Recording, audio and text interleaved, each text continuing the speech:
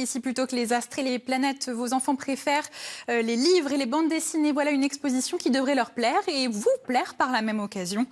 La Maison de la BD à Blois propose une exposition des planches originales des aventures de Raon, célèbre personnage né dans la revue Pif Gadget en 1969. Alain-Georges Emonet et David Jouya.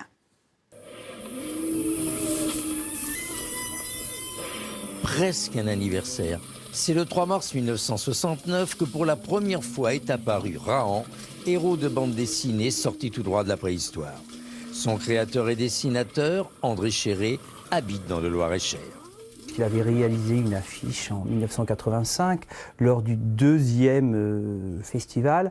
Donc cette exposition, c'est aussi, j'ai envie de dire, la consécration d'une longue amitié de 30 ans entre André Chéré et l'association BD Boom. Tout naturellement, le voilà revenu, invité de la Maison de la BD.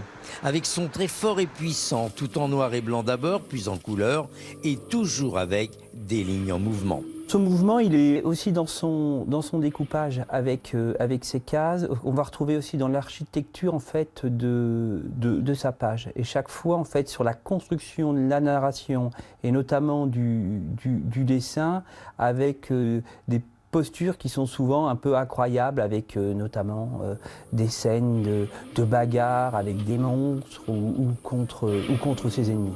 Mais Raon, c'est aussi une certaine idée de la vie et une morale attachée en collier autour de son cou, 5 griffes de fauve.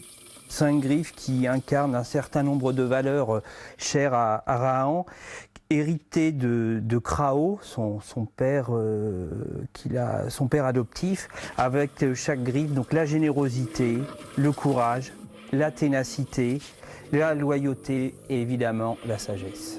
Raon, héros de la préhistoire à la longévité extraordinaire. Selon son créateur lui-même, il lui aurait inspiré entre 2500 et 3000 planches.